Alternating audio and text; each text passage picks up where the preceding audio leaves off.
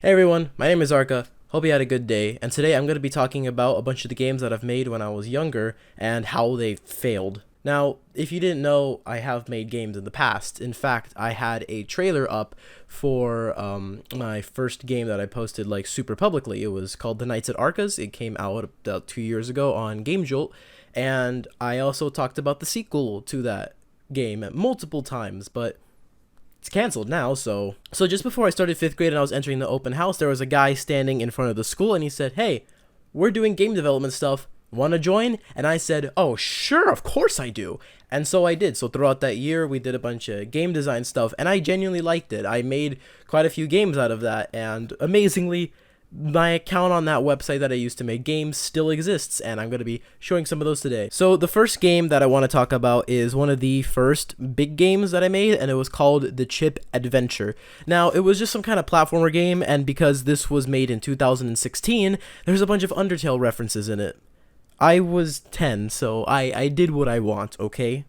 The jump button stopped working. I then made 3 other games on FlowLab, but I never fully released them. They weren't even done, actually. There was Mystery Tale, which didn't really release until March of 2017, and Mystery Tale was kind of quote-unquote finished. There wasn't much to it. It was pretty boring, actually. And then there was Amazon Adventure, another game that I started working on near the end of the course.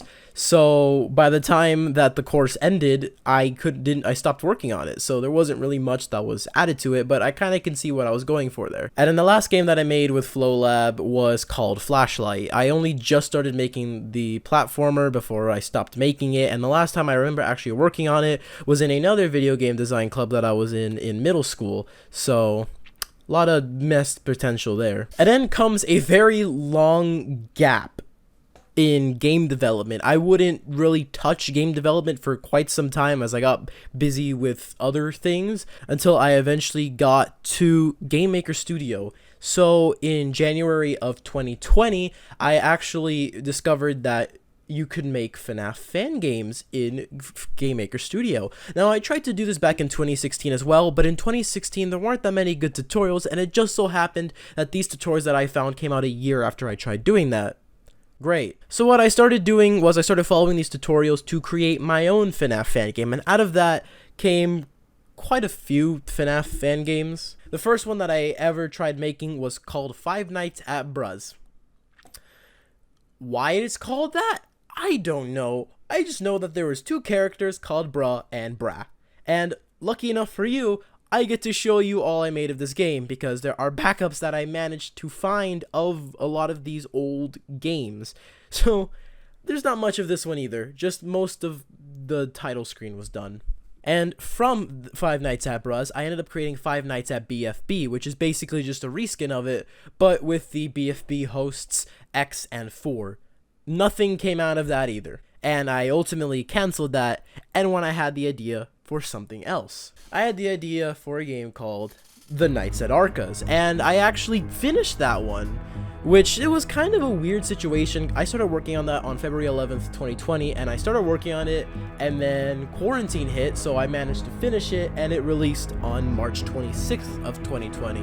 And just 2 months after that, I said I want to make a sequel to this because there's still quite a bit of story that I want to tell. So I started making plans to make The Nights at Arca's After Effect. I worked on that during May 2020, and then I stopped working on it for a while, and then later that year in October 2020, I said I'm going to remaster The Nights at Arca's because this game is garbage, so I'm gonna make a better version. I started making that better version, and then I never finish it.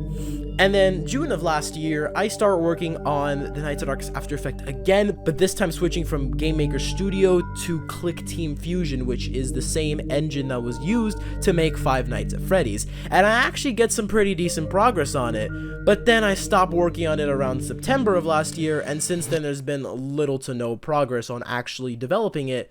And I initially wanted to somehow get it out this summer, but then I'm like, I don't really want to work on this anymore. I don't want to have to deal with this in the future. So I canceled it finally, and I currently have no upcoming games. There was a bunch of things that I did want to put in some of those games, especially the later games, such as The Nights at Arca's Remastered and After Effect, and there was so much stuff, so much that I made for these games, but I never actually implemented them.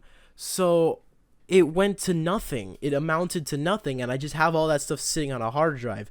So I guess if you guys want, I can put a lot of these files up on the internet so that people can download whatever was of these games, possibly finish it. Like, that would be weird, but that would be pretty cool as well. For some of the older games, I might just have to release a download for it and not the actual website, because that has my name in it and I don't want that on the internet. So I hope you guys enjoyed me talking about my history in game development. I might actually do more game development in the future when I feel like it. So thanks guys for watching, and I'll see you guys in the next video. Goodbye.